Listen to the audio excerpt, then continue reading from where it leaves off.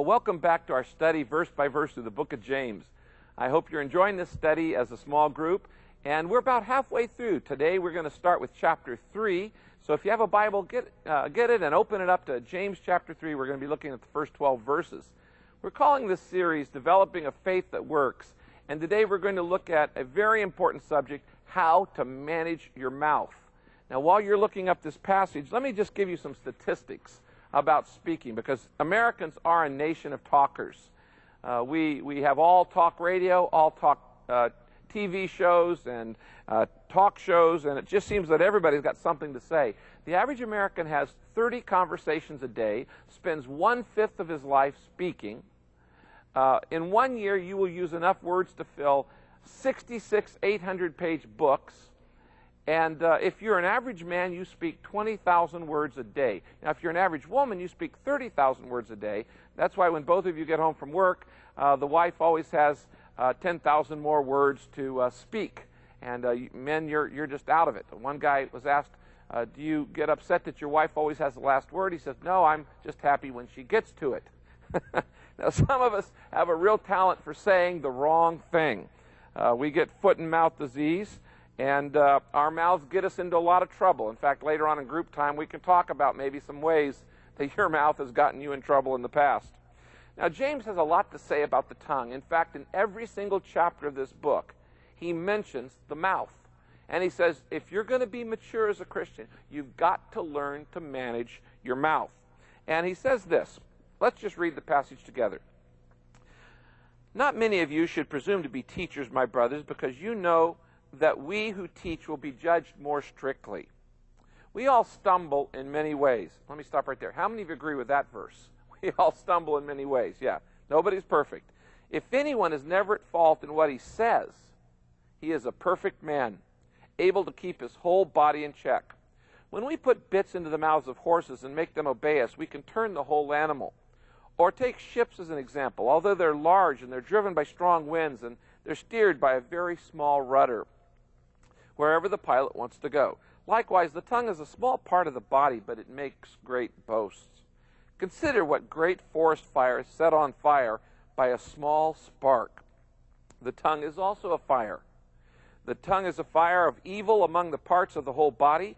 It corrupts the whole person, sets the whole course of his life on fire, and is itself set on fire by hell. Wow.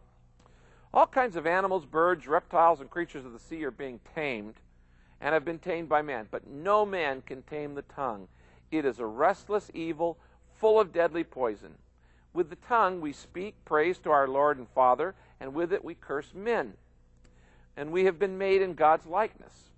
Out of the same mouth come praise and cursings. My brothers, this should not be. Can both fresh and salt water flow from the same spring? My brothers, can a fig tree bear olives, or a grapevine bear figs?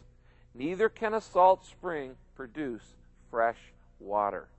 Now, there's a lot of material in this passage we're going to look at tonight on how to manage your mouth. First, in verse 2, notice it says, if anyone is never at fault in what he says, he is a perfect man.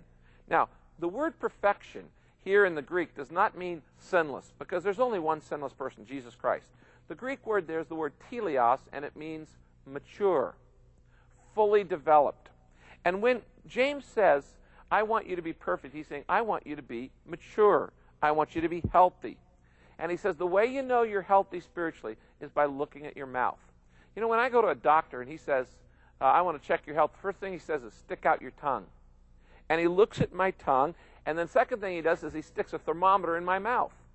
And evidently, those two things help him determine the health of me physically. It reveals what's going on inside me. Likewise, when you look at your patterns of speech, how you handle your conversations, what you say, you can pretty quickly identify your health and a person's spiritual health too. James says you've got to tame your tongue. I was tempted to title this lesson, Don't Let Your Tongue Lick You, but I thought that would be a little crude. So we're just going to call it How to Manage Your Mouth. And in this passage of Scripture, James says that I have to watch what I say for three very important reasons. First, he says, I have to watch my words because my tongue determines where I go. It directs where I go. There's tremendous guiding power in the words that you say. You want to know where you're headed in life? You want to know where you're going to be in 10 years? Look at your conversations. What do you talk about the most? What do you like to listen to the most? We shape our words, and our words shape us. Now, James tells us in this passage that the tongue is a very small part of our body, but it has enormous control over our lives. Small things can exert enormous control. Verse 3, notice, let's read this. When we put bits into the mouths of horses to make them obey us, we can turn the whole animal. Now, his first example of how a small thing controls a big creature is he says a bit in a horse's mouth. Now, you imagine a strong 2,000-pound stallion, and here on top of that 2,000-pound stallion is a 95-pound jockey. And he says just a small metal bar inserted into his mouth, that's a bit, he says, controls the whole thing. And the point he's making here is just a bit of a word can change the entire direction of a person's life.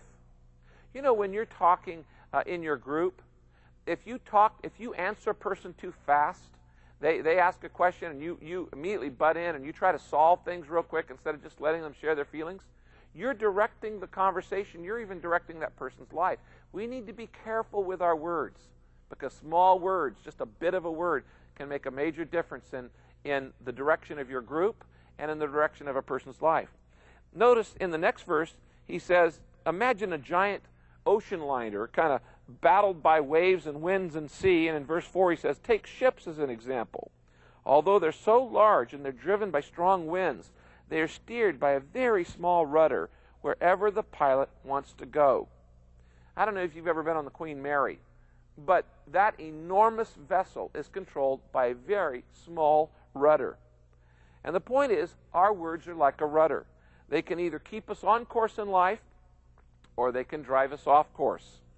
Now, as a parent, I've often been overwhelmed by the awesome influence of my words on my kids. They're very impressionable, and what Dad says, and the way Dad says it, can make a very big difference in their lives. Notice it says in this verse, it was steered. You're steered by the rudder.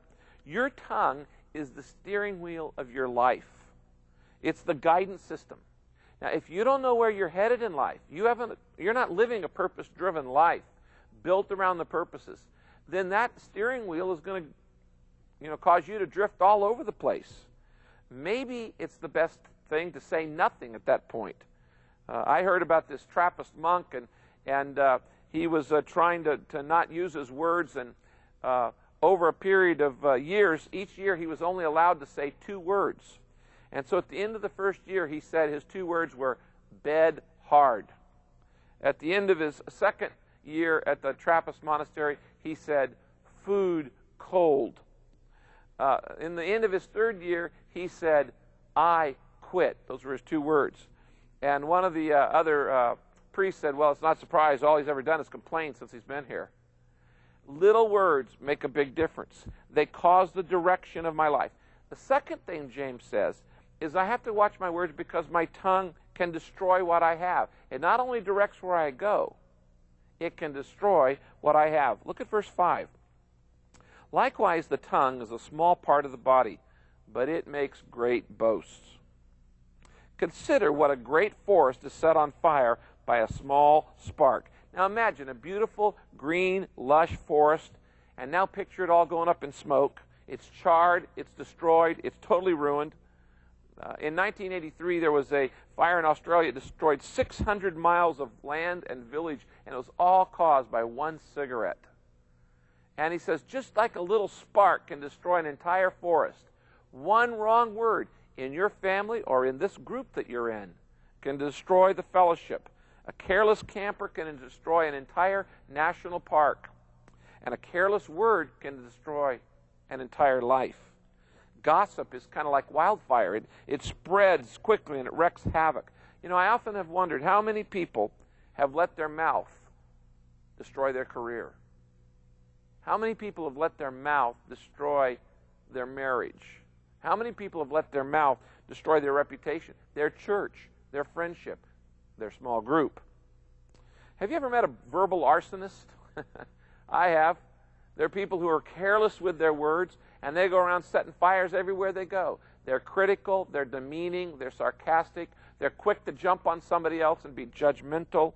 You know, you can burn people with what you say. The Bible says your words are like fire. It's not by accident that we often call those things a celebrity roast when they're really given cutting words. Now, fire, either fire or words under control, can give warmth, can give light, can give a lot of very beneficial things. But out of control, it's devastating, and you can literally lose everything because you haven't managed your mouth. And that's what he's saying here. It's like a fire. Now, the Bible says in Proverbs 18:20, you might write this verse down, you will have to live with the consequences of everything you say. That's in the Good News Translation. And James talks about that here in verse 6, the second half. He says, the tongue is also a fire, a world of evil among the parts of the body. It corrupts the whole person and sets the whole course of his life on fire, and is itself set on fire by hell. Did you know that words can cause a chain reaction? In fact, you might even discuss this later on in your group. You've probably seen where, you know, dad comes home and he yells at mom, and then mom gets angry and yells at older brother, and older brother gets mad and takes it out on little baby sister, and little baby sister, you know, pulls the head off the Barbie doll, and or kicks the dog, and the dog, you know, chases the cat, and it just starts a chain reaction. Wouldn't it be simpler if just dad had gone directly to the Barbie doll and pulled the head off, and, you know, not had to go through all those other things? Have you ever been in an argument and you heard people say, well, you know, all hell broke loose? Well, that's based on this passage. It's saying here that words out of control is hell breaking loose. Now, next, James gives us an illustration of a zoo. And in verse 7 and 8, he says this, all kinds of animals and birds and reptiles and creatures of the sea are being tamed and have been tamed by man. But no man can tame the tongue. It is a restless evil full of deadly poison. Now, today we have a lot of tamed animals. You know, we've even got them on TV, Lassie and Trigger and Flipper and Shamu and Benji and all those kinds of things. But humanly speaking, he's saying that the tongue is like an uncontrollable animal. He says it's restless. Notice the word here. It's restless. In other words, it's liable to always break out of its shell. We used to have over in Irvine, Lion Country Safari, and they used to put up signs that said, don't get out of your car, because those people may look tame, those animals may look tame, but they weren't. They were restless. And then he says your words can be like poison, and the literal word there in Greek is snake venom.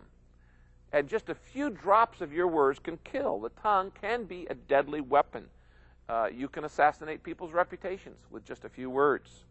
And so the tongue should be controlled because it directs where I go, and the tongue should be controlled, notice in this verse, because it can destroy what I have. Third, the tongue needs to be under control because it displays who I am. And we see that in the next couple of verses. Your tongue reveals what you're like on the inside. My tongue, my words, my conversations reveal my character. Now, first, James points out how inconsistent we are. In verses 9 and 10, he says this, with the tongue we praise our Lord and Father, and with it we curse men. See the contradiction? He says we're doing it both. We curse men who've been made in God's likeness. Out of the same mouth come praise and cursings. My brothers, this should not be. Now, you know, when you come to church, the highest privilege we have, or when you meet in a group, the highest privilege we have, is praising God together. And when we praise God, when we worship God, when we honor Him with our mouths, that's wonderful. But it is amazing how you can say that and praise to God and get in your car and go home from group, go home from church or whatever, and immediately are saying the most unkind, hurtful things to somebody in the car going home. It's like the difference between Dr. Jekyll and Mr. Hyde. One minute we're praising God, the next minute we're saying, shut up, you know, get out of here. The tongue is an incredible contradiction. Now, along with this, you need to deal with this issue of confidentiality in your group. You need the things that stay in the group, are said in the group, need to stay in the group. Because if you take things that are said in your group and you go share them somewhere else, you know what you're doing? You're starting forest fires. You're unleashing an untamed animal. Now, it says we curse men. He's not talking here necessarily about profanity. He's talking about all kinds of put-downs, name-calling, labels. It bothers me that sometimes we say the most hurtful things to the people we love the most. One minute we're telling them we love them, and the next minute we're lashing out at them. Why is that? It's because of what's inside of us. That which is inside us comes out in our words. Now, what is the problem that causes this?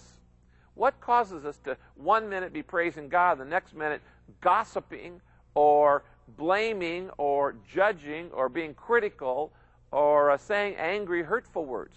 What is it? James tells us in the next verse, verse 11 and 12. Can both fresh water and salt water flow from the same spring? My brothers, can a fig tree bear olives, or a grapevine bear figs? Neither can a salt spring produce a fresh water. He's saying here, if you want to know why you talk the way you do, you consider the source. And the source is what's in your heart. The point is, whatever is in the well is going to come out in the water. And the point is, whatever is in the tree is going to come out in the fruit. What is the likelihood of an apple tree producing cherries? 0. None. What is the likelihood of a grapevine producing peaches? None. Here's the point. James gets down to it, and he says the problem is not my tongue. The problem is really my heart. The heart of the issue is an issue of the heart. You say, well, people will say, well, I don't know what came over me. I don't know why I said that. It's not like me to talk that way. The truth is, it is. It's just like you to talk that way. Because you only talk in accordance with what's in your heart. And if angry words come out of your heart, out of your mouth, it means you're angry in your heart. If depressing words come out of your mouth, it means you're depressed in your heart. If hypocritical, judgmental words come out of your mouth, it means that in essence, you are judgmental in the heart. Somebody with a negative heart is going to have fearful words. Somebody with unfriendly words is going to have a hard heart. Somebody with critical words is going to have a bitter heart. Somebody with boasting words is revealing an insecure heart. Somebody with filthy words is revealing an insecure or impure heart. When we talk a whole lot, when we're overactive, it's revealing an unsettled heart. And when we speak in judgmental tones, it's revealing a guilty heart. Whenever you find somebody who's judgmental of others, you can know that they feel guilty inside. It's always true. On the other hand, when you give encouraging words, you are revealing a happy heart. And when you give gentle words in your group, in your family, to your friends, you're revealing a loving heart. And when you give controlled words, you are revealing a peaceful heart. Now, James has dealt with the issue of the tongue, and in the chapters ahead, we're going to see other things that deal with how to change the heart. But today, as we close this Bible study, let me just give you 2 or 3 practical suggestions. If you want to change the way you speak, the first thing you have to do is get a new heart. And, of course, God specializes in that. If you haven't given your life to Christ, you need to do so. If you have, you need to ask God to continue to keep changing and molding and modifying your heart. All of us know friends who need to have a heart transplant. You should have an open seat in your group and be inviting that person in. Always inviting the person in so that their heart can be changed by the Word of God. A good verse to pray is, create in me a clean heart, O God. That's what David prayed. God can forgive your past. He can give you a fresh start. The second thing you need to do is ask God for help every day. This is a daily struggle, and you will never, ever completely control your mouth. In fact, James says you would be perfect if you did. So you need to get God's Word in your mind. Garbage in, garbage out. Sidlow Baxter once said, the proof of being filled with the Spirit is not speaking in an unknown tongue, but in controlling the tongue that you already have. Finally, you need to think before you speak. Put your mind in gear before you put your mouth in motion. Engage your mind first and say, God, help me to say only things that are true and honest and just. What does your tongue say about you? What direction is your tongue leading you? Is it helping or hurting those around you? These are questions we need to deal with tonight. Let's bow for prayer. Heavenly Father, your word pierces our heart when it deals with such issues like the mouth. And there's not one of us here listening tonight that doesn't need to work on managing our mouths. You've said in your word that it's impossible to control what we say, but you can give us the power. The Holy Spirit's control can help us manage our words so it will control the direction of our lives, the delight of our lives, the desire of our lives. It will show what we really want to be inside by changing the way we talk. We ask this in Jesus' name. Amen.